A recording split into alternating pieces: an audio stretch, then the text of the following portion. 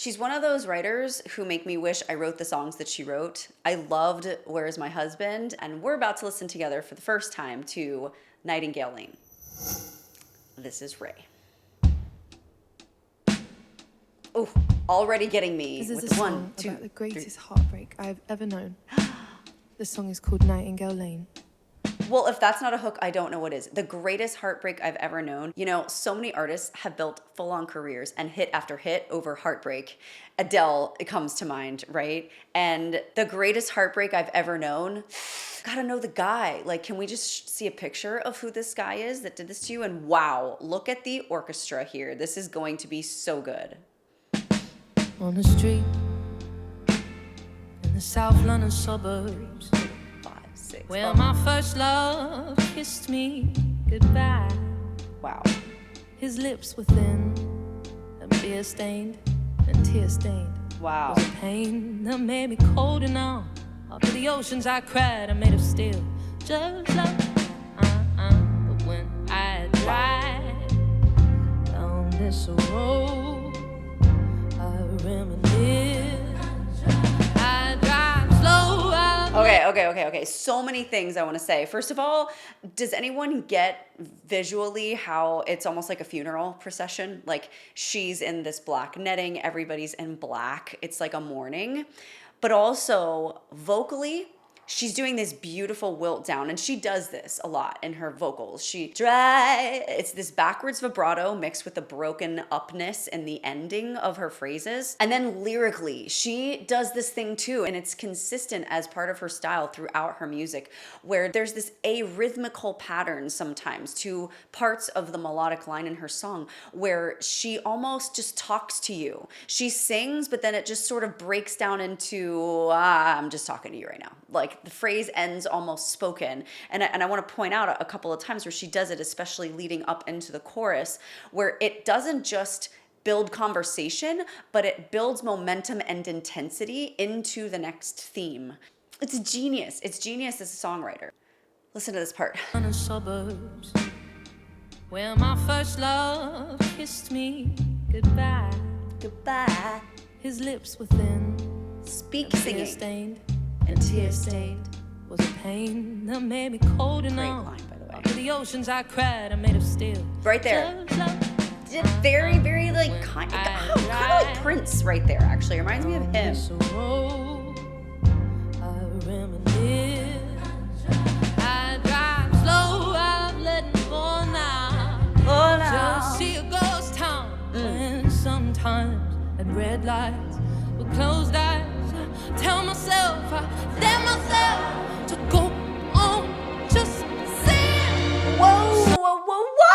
What was that? What was that? That was genius is what that was. We got to listen to that again. That was a retard into the chorus. Haven't heard that in pop in a really, really long time. This is very smart. This is real smart. I love this. Okay, listen here. They're in a very specific 6/8 time, and then everything winds down, and it does that with an orchestra. Like, there's a lot of moving parts here. This is very impressive. Town when sometimes at red lights with closed eyes, tell myself, I dare myself to go on just saying. Somebody love me once. Wow.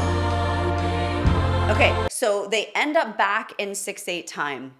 But this has to be conducted. This has to be conducted. And you see her actually like go on just. She's pumping it with her body and with her voice. And I'm sure there's a conductor also to conduct the orchestra as well so that everybody's in time. Because this is very felt. That retard, there is no like perfect click for that. Although you can put a click in the ear, but I don't think every single person in that orchestra has in-ears. I just don't. In fact, I see someone has like headphones, but their one ear's out at least. I could be wrong. They could all be clicked in, but I see that as something where it's just felt and you see the conductor and then you go.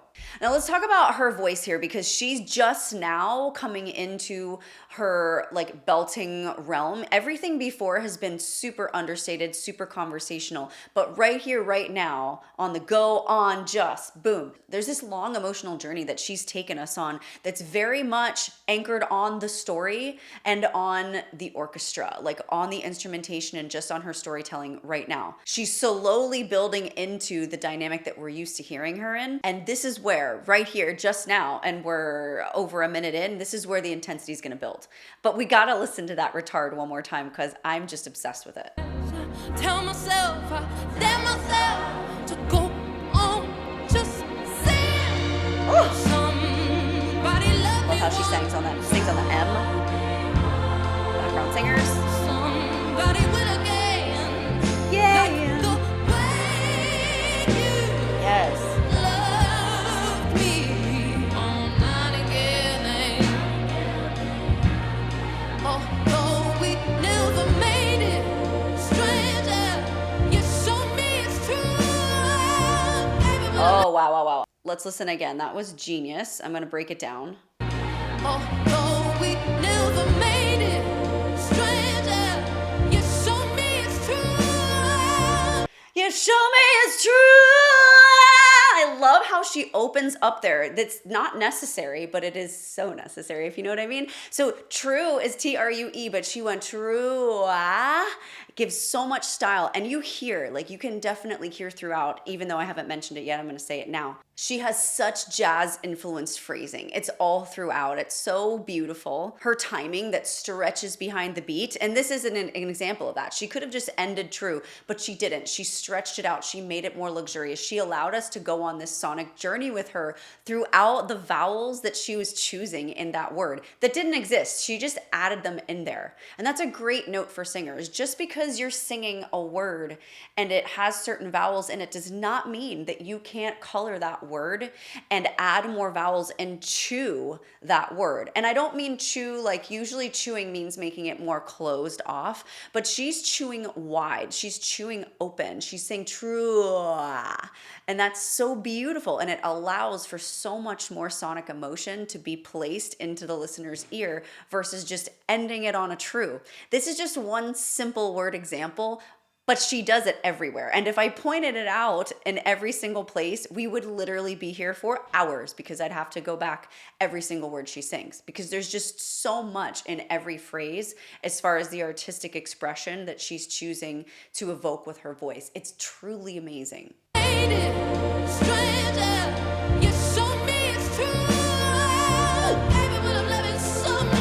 Yeah, that spoken tone. Alright! Yes.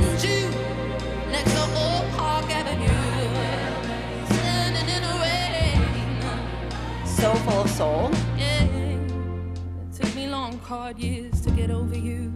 It was an aching I refused to feel again. Wow. An aching I refuse to feel again. So again, the way that she set this song up saying like, this is basically the biggest love of my life lost. The whole time I'm listening to this, I'm just thinking of how hard and yet how therapeutic it also is to write about something so difficult that you have to have gotten through. And that is why I think this song to me is probably her best that I've heard so far because it comes from such a legitimately authentic place and her voice can't help but emote beyond like what her just natural vocal capability is. She doesn't have rasp and cracks in her voice because it's a bad thing. She has them A, because it's part of her vocal character, but B, in this song especially, because it's warranted, it's intentional, it's not a mistake. And this chest-rich dominance that she is just powering through in the chorus especially is just so needed as well because it creates the power sonically that she had to like sort of like pick herself up by the bootstraps by to get over this man, right? Like, dang, he did a number on her. And while we're stopped, I have to shout out how amazingly pristine this orchestra is so far. I mean, they're just so tight. They're so on point. I am obsessed with the strings in this song. I have a special place for strings always. And the background singers are amazing too. They're doing such a good job. So well blended. Now, we never were quite right for each other, baby. But in the absence of passion in my life, I remember how alive love once was. Wow. Sigh when I drive, when I drive. Listen. Down this road, I reminisce. I reminisce. I drive slow, I've let him go. No, I just feel close staccatos. At red lights, with closed eyes, I tell myself, in fact, I dare myself to go on, just say it. Oh my gosh, like it's not just a one-time thing. It's that's part of the pre-chorus. It's so genius. It's so good. And lyrically, listen to these lyrics. And sometimes at red lights, with closed eyes, I tell myself, in fact, I dare myself to go on, just say it. It's just so good. And it takes a lot of guts and a big attitude and a lot of control and confidence in your voice to just wail that say it. It's a big, wide open belt note, and it's really unforgiving. If you don't place it well and if you don't place it forward, it's gonna get stuck and it's gonna crack. But hers is so guttural and so well supported, so well placed vowel-wise. It's just coming out perfectly like butter every time. Just feel ghost town, and sometimes at red lights, with closed eyes, I tell myself, in fact, I dare myself to go on, just say it. Say it! Do you hear that kind of like little run that she does as an afterthought at the end of the note? But you see also like as she moves away from the mic, which is really smart. You do, in recording studios, I have to do this all the time. If you have a powerful voice, you kind of have to self-pan. You have to just move back into the side just a little bit, and that's why she's doing that, so that the mic doesn't clip, but also because that movement helps get the note out. But I love that little afterthought run that she does on Say It. Listen one more time there. Tell myself, in fact, I dare myself to go on, just say it. Oh. And there is a conductor there, I know. Someday. Somebody will again. Yeah, no, I didn't hate it. Love me on Nightingale. Yes. And though we never made it, stranger, you showed me it's true. Oh! Loving someone. Listen to how melodic it is, and then she goes straight into talking again.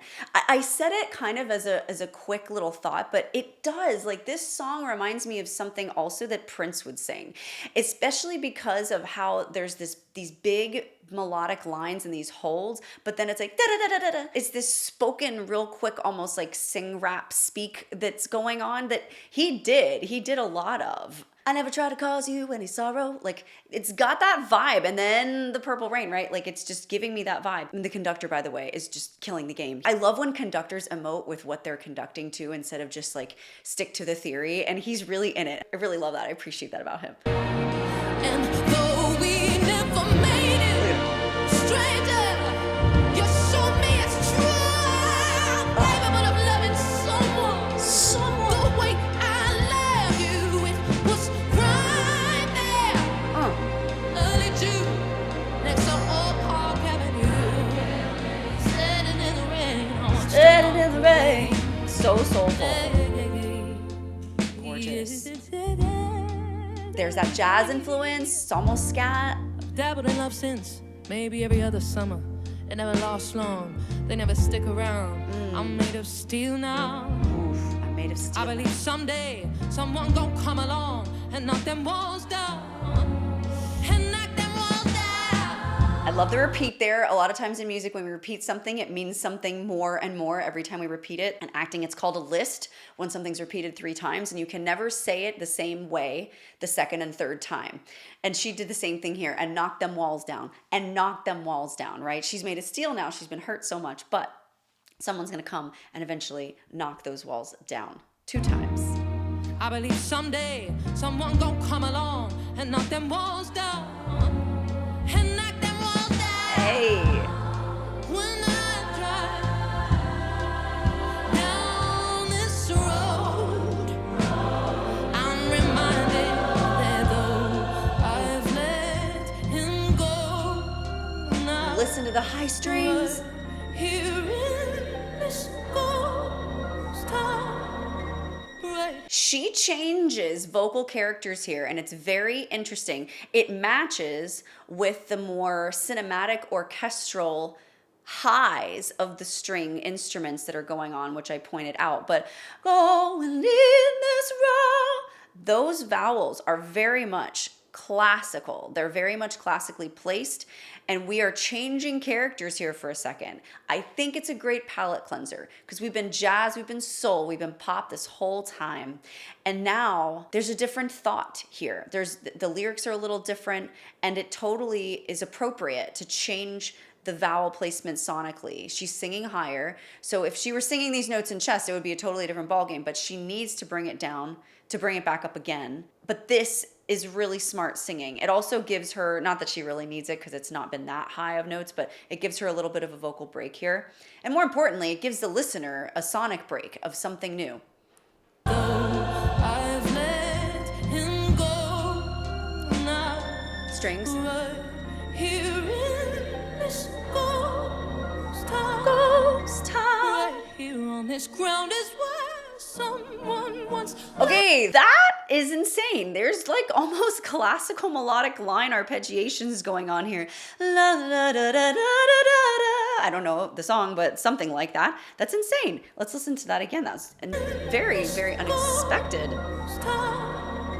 Right here on this ground is where someone once loved me. And someday, someone will.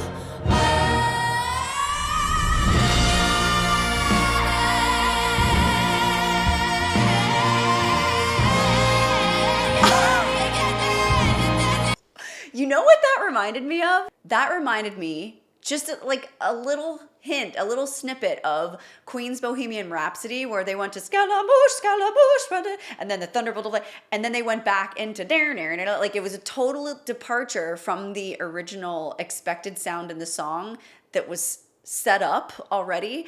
And then it just goes back, and she did the same. She did this like very classical little snippet in the song that has nothing to do with anything else. And then she goes back to being RAYE again in this very wide open, very wild, very beautifully placed, powerful, intense chest voice note that is still going, actually. Let's listen again. I'm not going to stop at this time, but I have to just tell you about that because if you don't know how to articulate it, now you do. That was really good.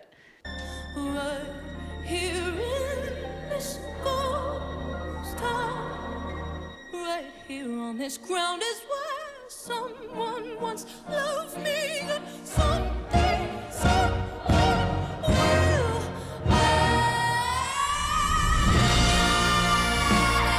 Victorious, anthemic.